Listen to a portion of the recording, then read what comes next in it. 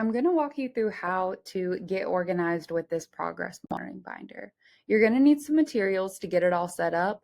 I personally recommend a binder of 1.5 or 2 inches. Anything bigger than 1.5 inches will suffice because your binder is going to get pretty big depending on your caseload or how many students you're currently doing interventions with. Of course, you'll need paper.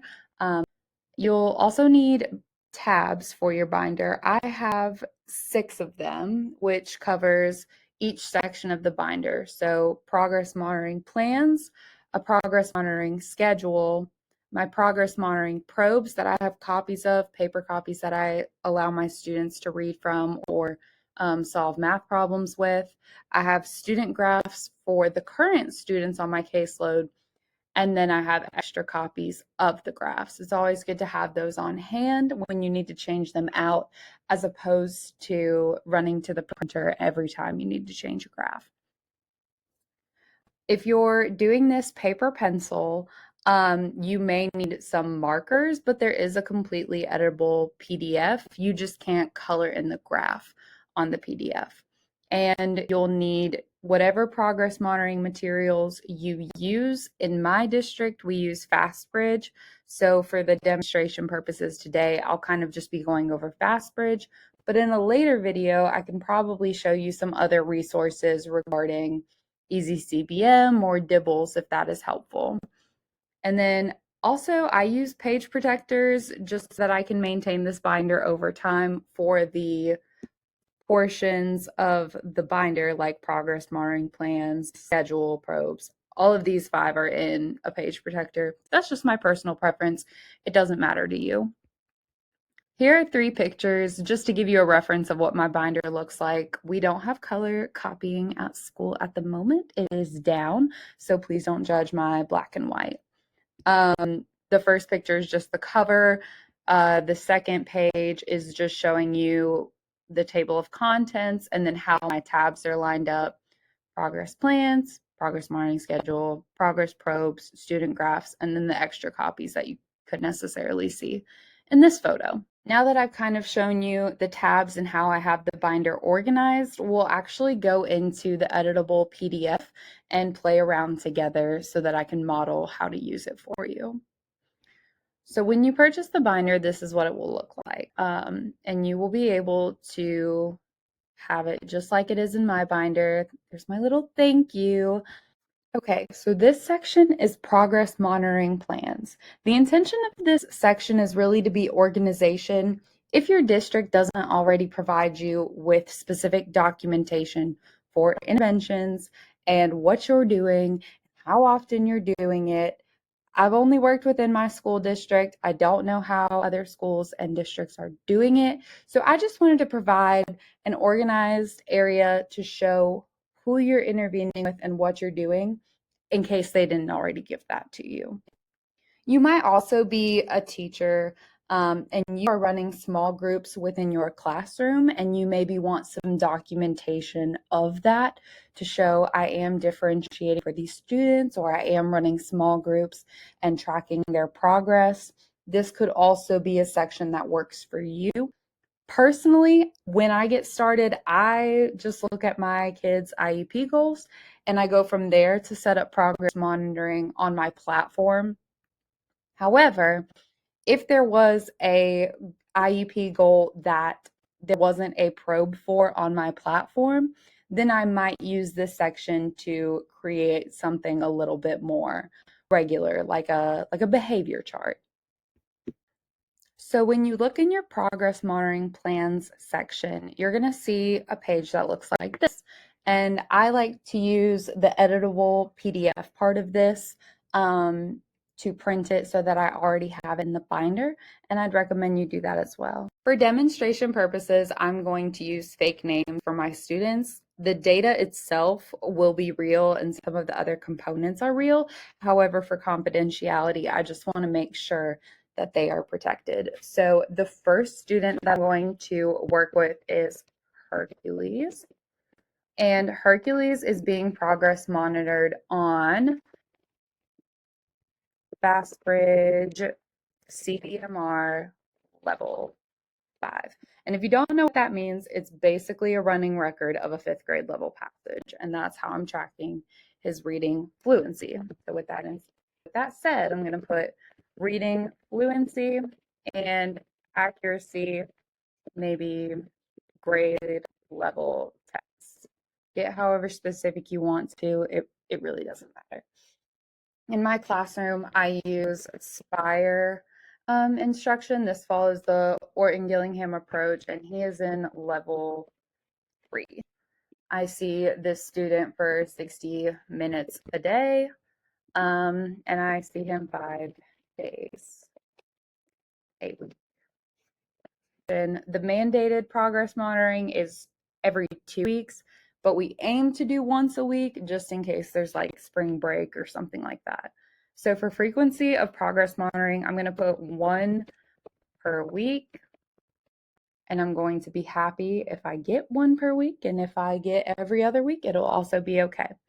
And so my student's goal for his reading fluency based on his baseline is going to be 115 correct words per minute at 95% accuracy. So I have my reading plan set up for Hercules and how frequently I meet with him to intervene with reading, what level he's on or what intervention I'm using. I also, though, have to progress monitor Hercules because he is working on computation. So I'm going to put Hercules right up here. The method of progress monitoring, like I said, in my district is FastBridge. And the probe is called Automaticity General Outcome Measure Level 3, which covers fast facts, all operations. So division, addition, subtraction, multiplication, it's all on there. It's at the 3rd grade equivalency. This student is a 5th grader, but luckily the probe that I use comes with 5th grade norms, even though it's 3rd grade skills. The intervention we use is called Number Worlds. That's the curriculum I teach with. He is in level E, which is the 3rd grade equivalency. So about 2 years below grade level. So according to Hercules IEP, I meet with him 60 minutes a session, and I do that 5 times a week. The frequency of progress monitoring, like we said, is going to be 1 per week.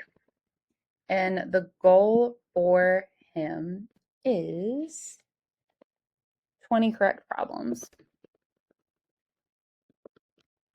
And then it's really like per 10 minutes or something like that. Okay. And so that covers both Hercules reading and math progress monitoring.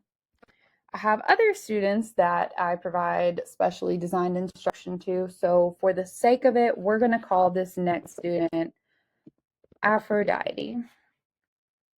The method I have for progress monitoring for Aphrodite is going to be FastBridge,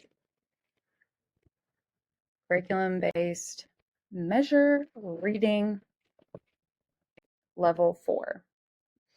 And I'm using this 4th grade level probe because she is in 4th grade. However, this is above her frustration level. She really needs to work on reading fluency with instructional leveled passages. So obviously this is above her frustration level, but when we're talking about students with a specific learning disability, at least in our district, we have to show their instructional progress. Is it impacting their progress on grade level instruction? So again, I work with her and we use Wilson reading. We're currently on step 1 and we're going to work to step 4. The duration I meet with her is 60 minutes, 5 times a week.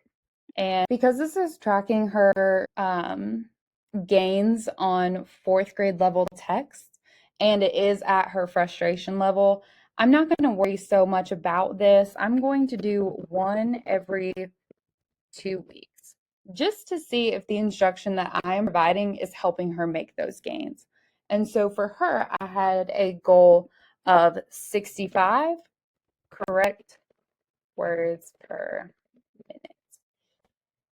So that's Aphrodite. I would probably also go ahead and do the section that says that she is also doing a first grade level passage. So that instructional level test is what I was talking about. Fast-Bridge curriculum-based measure reading level 1. So this shows that it's a first grade passage. And she is, again, reading fluency with instructional leveled passages. Her intervention still is Wilson reading. The duration, again, is 60 minutes, 5 times a week. Now, this is the same intervention. I am not meeting with this child 2 hours a day. I just have 2 ways of tracking her progress. But because the level 1 is at her instructional level, I'm going to do this one once a week. And then her goal on the instructional level is also going to be 65. So those are going to be my first 2 students. And that kind of covers the schedule. Again, if you already have something where you're able to look at a schedule or just kind of retain what you're doing with your students, this is really kind of optional. But again, if you need that documentation to show what you're doing because there isn't something like that that exists within your school, this is a great option for you. So the next part of this binder is going to be your progress monitoring schedule. And I'll be completely honest, I use this every week because when I go to progress monitor my students, currently I have 27 kids on my caseload and have varying IEP goals. And so when I look at my FastBridge database, I have 80 different measures that I am progress monitoring on. I have multiple IEP goals that I'm working through. I've got kids with their instructional leveled passages. I've got kids with their grade level passages. I have kids working on addition and subtraction 1 through 20. I've got kids working on all operations, memorizing their fast facts, word problems, correct digits, multi-digit computation. I have behavior charts. I've got a lot going on. So this is essential for me every week to make sure that I'm meeting the needs of all my students.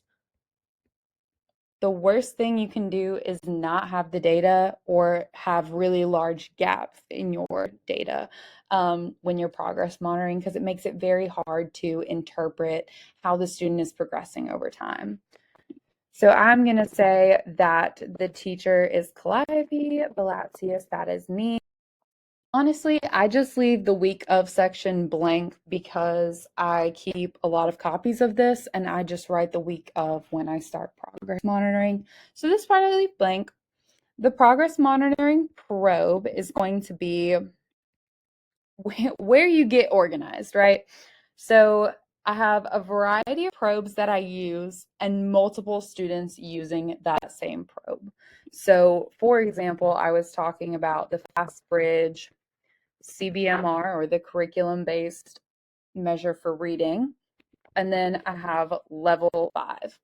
And so this is going to be for my 5th grade students that are reading fluently or working on reading fluency on grade level passages. So I'm going to type in all of the students that I know I have to progress monitor on 5th grade passages. So that was going to be Hercules. That's going to be Zeus. That's going to be Athena, and so on and so forth. Then I'm going to jump down to the next one and say, oh, with that same 5th grade group, I have to do FastBridge, automaticity, general outcome measure, level 3. Because I also want my 5th graders to maintain their multiplication facts and division facts and all those other facts they have to memorize. This probe does use 5th grade norms, so it technically is considered on grade level, even though it's working on 3rd grade skills. So I'm making sure that I put all of those same fifth graders that have an area of math, or my fourth graders that are also working on computation and memorizing their fast facts. So for this section, I might have Hercules here as well. I may also have Athena. I may have Aphrodite if she's working on math, maybe in a different intervention group, but I'm just the one progress monitoring her. And eventually this will all get filled out with whomever you're doing with level 3. It just helps me stay organized. Okay, I know that the students have to complete this probe by Friday. Let me check as I go who has completed this probe. So these are 2 of the probes that I use, but I'm also between multiple grade levels. So I'm going to put Fastbridge CBMR level 4, which is 4th grade. And that is where I will go ahead and throw Miss Aphrodite.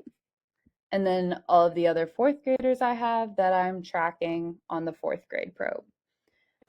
And then remember, I'm also using Fastbridge CBMR level 1, which is 1st grade, to actually track how Aphrodite is doing on her progress with reading fluency. So she is one student that gets the grade level measure every 2 weeks and the 1st grade level measure every week. And that helps me stay organized. I do have some 5th graders that also take this assessment. So I'm going to throw Apollo in there. He's a student that I would do this as their instructional leveled passage. And then he would also come back up here because every now and again I have to check to see how he's doing on his grade level passages.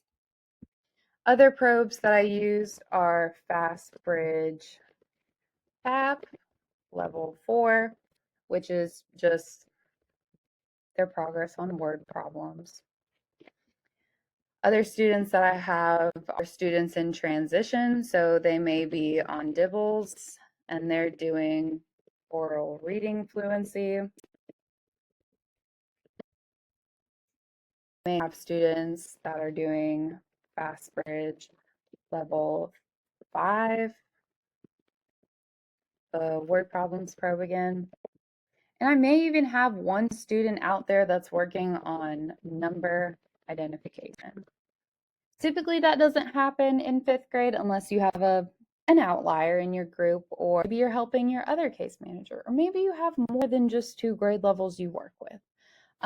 Again, this is just kind of making sure that every kid you have to progress monitor is set up on some type of plan. Then whenever you go to progress monitor, you get to check them off for that week, and you can also mark if they're absent. There are so many times where I see that my kids are absent and I'm like, gosh, I haven't progress monitored them in 4 weeks. That looks bad on me. Well, if they're absent every Friday, that's a little different, and I'll have to pick a different day probably to progress monitor them. So yes, this is just your checklist to make sure you have all the students you're intervening with, you know what probe you're intervening on, and you're tracking that frequency of how often you're progress monitoring, especially for the probes that you're not doing every week. Say you have to do them once a month. Having a record of this will help you flip back through to see what is that you're lacking and you need to do. For this section, progress monitoring probes, I really should have specified in my TikTok, and I think I've specified this in the description. I don't actually have any progress monitoring probes to give you. That is not included in this binder, and I am not authorized to make any type of progress monitoring probe that is norm or benchmark based. Those already exist. It depends on your district, whatever they have you progress monitoring. In a later video, I can share with you a progress monitoring site called Easy CBM if your district doesn't have anything set up in stone for you to progress monitor. Again, I've only worked within my district. and we use Fastbridge. So for this section, this is where I would put all of my paper pencil copies for students to look at. So in the progress monitoring probes section, what I may have copies of there is the screening materials that I use at the beginning, middle, and end of every year. So this is the probe for the beginning, this is the probe for the middle, this is the probe for the end. This is that Fastbridge CBMR level 1, which is the first grade equivalency. So I keep my screening materials in there so that I don't have to print them 3 times a year at the beginning, middle, and end of the year. I just have them all in one place. Other things outside of screeners that I keep in this binder are the progress monitoring probes themselves. So this is the student copy of the probe. I record my answers on the computer. However, if you have paper pencil ways to score assessments, you can put those paper pencil assessments in here as well. So I have 20 probes that I'm able to use for 4th grade level passages, and they just kind of repeat throughout the year. So I would include the student copy of all of these passages inside of my binder, just again, so that I don't have to run around and print the ones that I'm missing. Other things that I have in my personal binder are going to be 5th grade measures of all of these as well, because I work with 4th and 5th grade. I have the 20 probes for 1st grade because that's some of my instructional leveled content for my students that are working a couple grade levels below. And that 1st grade passage really helps me understand, am I closing those skill gaps at their independent level or their instructional level? Other things that I include in there, this is the paper pencil test that I have to give my students when I'm looking at multi-digit computation. So this is called the process. It's something very different than the timed fast fact test on the computer that the students take. So this is where I house all of my master copies of this probe. Currently, I'm using the level 4 for both my 4th and 5th graders. But if you had multiple different levels that you were using, this would be the section that it goes in. Again, that's the section of progress monitoring probes. You're using probes from other places and you're putting those copies in here. All right, let's talk about the student graph section. The student graph section is where I house all of my students' graphs for charting their own progress. This is where the students get to see how frequently they're growing. I have a online graph that I look at that I use for data discussions because I put a lot of my information into the computer and it populates a graph for me. It's a line plot, and line plots are a little advanced for my students in 4th and 5th grade to read. So I opted for bar graphs for my students. Again, these are copies of the differentiated graphs that I have down here. But I make sure that every student's graphs that their progress monitored on are paper clipped together. And then I house them because my students aren't very organized. However, if you want the students to keep them in their own work folders or binders, that's fine too. I just like to have copies of them in my binder just to help with organization and making sure none of them get lost. So, for example, what that may look like is your students that you put on your schedule that you're working on correct problems with. You may have a student that's working to get to 10, and that's amazing that they're trying to get 10 correct problems. You may have a student that's trying to get to 20. Again, all of these graphs are meant to be differentiated. So you really want to look at your student's baseline and then figure out which graph is going to show them the most growth over time. So I'm going to go ahead and show you some of my graphs that I have within my classroom from my students, but of course, changing out the names. So this was Hercules. This was one of the students that I used earlier in the video. You can see that this is his graph from the middle of the year up until March. And he started probably around 60. I don't know the actual score off the top of my head, but you can see how he's made a lot of progress on his reading since the middle of the year, which is absolutely amazing. Go Hercules, we're so proud of you. So this is for the 5th grade reading passages, and it's tracking correct words per minute. So that's why at the top it says words correct per minute. The axis here is words correct per minute. Down here it's intended that you put the date. So this is Hercules' fast fact memorization graph from the computer screener that I've done online and his progress monitoring probes throughout the week. I got his baseline score of 12, so I picked this graph to make sure that it captured any success that he had, and then it also showed if he was flatlining. And so you can see that the increments of 2 really allow him to see his success over time. And he can even look at it and see that he's maxed out or met his goal 6 times on this assessment. So now what we do is we change out the graph and we make it something that's a little bit more challenging. You'll notice that between his reading abilities and his math abilities, they're a little different, but both graphs show success. We're going to look at Aphrodite's graph now. She's the student that's being progress monitored on 1st grade level reading passages, and she's also being progress monitored every 2 weeks on grade level passages. So this is her 1st grade progress since the middle of the year. Keep in mind, she's a 4th grader, but I'm tracking to see if my intervention is helping her reading fluency increase week to week, helping her accuracy increase week to week on her instructional leveled text, which is 1st grade because she's working on CVC words and sight words, and that's okay. We're closing those gaps.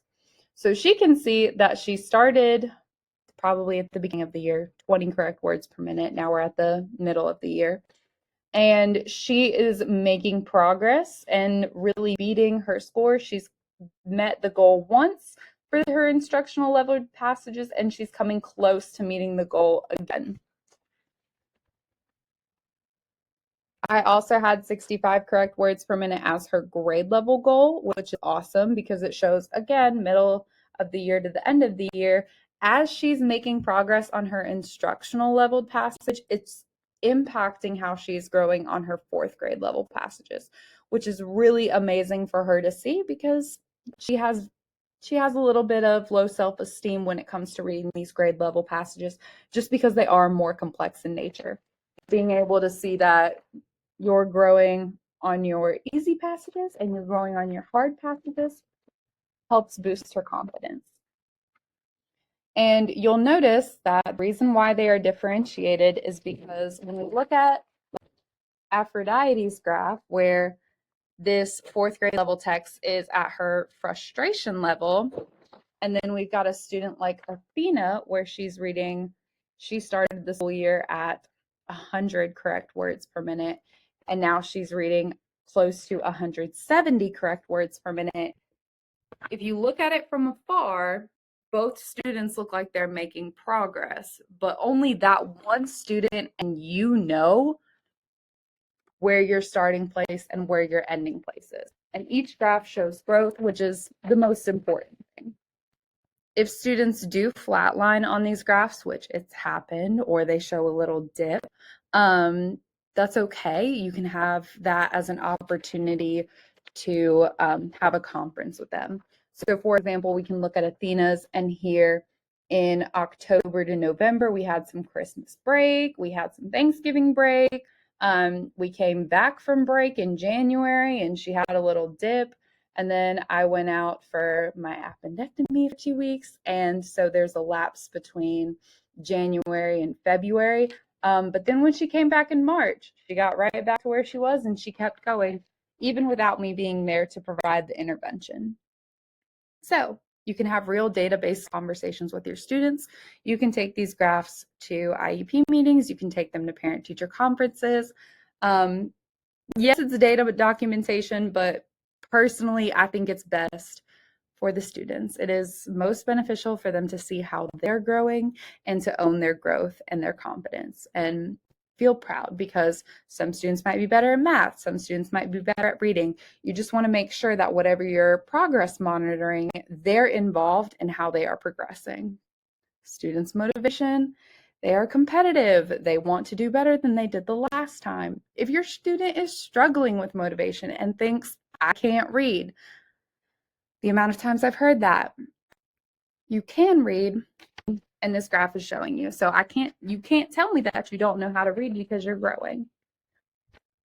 One of the reasons that I've included so many ranges is I do have students on my caseload that I'm working with that are outliers, right?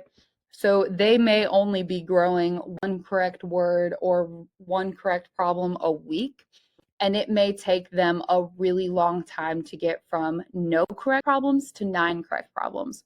So each increment on the y-axis is intended to be differentiated. It's intended to help every student feel success for where they are.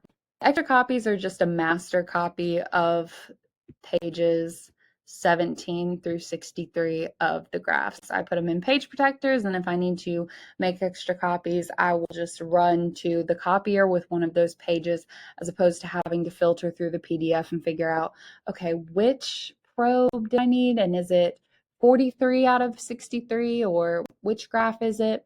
It just makes it easy to flip between graphs, and you can share with the student when you're progress monitoring them, hey, we just got to 9 correct problems. All right, now we're going to work towards 20 correct problems. And you see that mark is kind of in the middle, so they can kind of see their success over time, and it's look like they've completed a lot. So just to give you an overview of the types of probes I've put in here, I have correct problems going all the way from 0 to 175. We have correct numbers, so this could be number identification or numbers sequenced. Every graph has a 10 to 100, and every graph has the same ranges. So we've got correct problems, correct numbers, words correct per minute. Running records are probably the most commonly used ones, so this would probably be one of the probes that you use most frequently. All right, if you're using DIBELs, you probably know that there is something called correct letter sounds and words recoded correctly, and you progress monitor them at the same time. So the student may tap out the word bev, and that counts to correct letter sounds for all the sounds they tapped out. And then if they read the word bev or blend it, it counts as a word recoded correctly. So because you're tracking progress on those, you can look at correct letter sounds, and then I also have the words recoded correctly. One of the things I've noticed when looking at my school's data is some students have more success with correct letter sounds than they do words recoded correctly, and that's really just because they can tap out and segment a word before they can blend a word. And so they may be really great and really automatic with tapping out the word, but they're still working on the skill of blending. So when you look at their graph, or when they look at their graph, if they're not feeling confident about their words recoded correctly yet, you can do a correct letter sounds graph too, and you can show Hercules. You're getting 70 correct letter sounds, which is amazing. And our word recoded correctly, we're still working at about 4 words recoded correctly. And you can show them success up to 9. Again, it really just depends on where your students are at. And the only goal of this is to, one, help the students understand how they are growing. It can also be easier for parents to interpret as well. So it really just depends on how you want to utilize these graphs. We've got correct letter names. I know that I work with 4th and 5th grade, so I don't typically go over correct letter names, but I tried to make this not grade level specific. Thinking of my coworkers, I drilled back to correct letter names. Again, all differentiated graphs. The correct letter sounds one up here that I said could be used for DIBELs, that could also just be used for a letter sound probe. A lot of my students right now have fluency goals, but the ones that have met their fluency goals, I use comprehension accuracy for. So sometimes when I work with students with a intellectual disability or with autism, they are absolutely fluent readers, but then they get to the comprehension questions and it really starts to show some language weaknesses. So I like having both so that they can see their progress with fluency and then see that they may need to work on their comprehension. Retell accuracy, this is again kind of specific to my FastBridge probe that I use with the comprehension questions. There's also a retell section where it asks them to recall all of the key details and then all of the main ideas. And so it gives me a percentage based off of those two scores. I really just have this in here for anybody that uses FastBridge, but I know that I'm learning in Wilson now. There's also some retell activities. Behavior chart percentages. So I do have a couple of students that are on a check-in, check-out intervention, and they do have a behavior chart to track their progress. They do have 3 different goal areas, and so if I really wanted to get specific, I could say this is the graph for following directions, and this is the graph for completing your work, or this is the graph for your staying in your seat for longer than 30 minutes. Whatever the behavior goal is, you can track it with this behavior chart percentage. If your student cannot go the full day with their behavior chart and need a reward at the middle and then the end of the day, like a more frequent reward, we have the morning behavior chart percentage because some students may do better in the morning than the afternoon or vice versa. And then we have the PM part. So you can kind of look at the data and your student can look at the data to see, okay, what's happening in the afternoon that's causing us not to meet our goal, or what's going well in the morning that is helping us to meet our goal. If your students are working with a lower baseline than 100 or even 50%, you can have your student work their way up to 50%. If their baseline is like they're only meeting their goal 15% of the time. Students can still feel some success getting their way up to 50%. Then once they're done with 50%, they can change out their graph and do 50 to 95%. And I know it sounds really overwhelming to get this practice put in place. However, I cannot stress to you the amount of time I have wasted for not being organized. So ultimately, this progress monitoring binder is intended to make sure that you have all of the items you need to be successful. Like I've said, I've only worked within my current school district, so I don't know what other districts or schools are providing to make sure that you are organized or documenting the interventions you are doing, or the specially designed instruction you're providing. So I wanted to make sure that if you are in one of those districts that doesn't have that type of support, I've created it for you. This is just a way to kind of catch all while also promoting student growth and using their motivation to help propel them a little bit forward. Especially when you're talking about students struggling with reading and math, those little incremental gains are huge over time. And you need them to be able to feel success so that they don't just kind of shut down and think, I can't read or I can't do math. Because you can prove to them that they can, and then it'll increase their confidence and maybe increase the gains that they're making because they feel confident. So this is my Teachers Pay Teachers store. It is called Caffeinated Calliope. The top page here, it is my ultimate progress monitoring binder. That is just what I spent this video going over with you. It is, again, 46 editable graphs on a PDF, and all of it is there. Everything that I shared with you is right here in this bundle. If you see these other graphs on here, just know that it does not include the organizational component that the binder does. These are just the self-monitoring graphs. They're still differentiated. It just doesn't go as in depth as the binder does. So if you're new to self-monitoring with your students, you are welcome to try one of these other graphs and see if you and your students like it before you invest in the whole binder. If you are a teacher that struggles with organization or struggles with collecting data consistently, or getting all of your items lost for progress monitoring, because it can be a lot, this is a great way to keep all of your items organized. It's helped me a lot because otherwise it would be all over the classroom. All feedback, questions, comments are welcome. Please leave a review if you do end up buying this product, as it will help me understand how to better make the next one.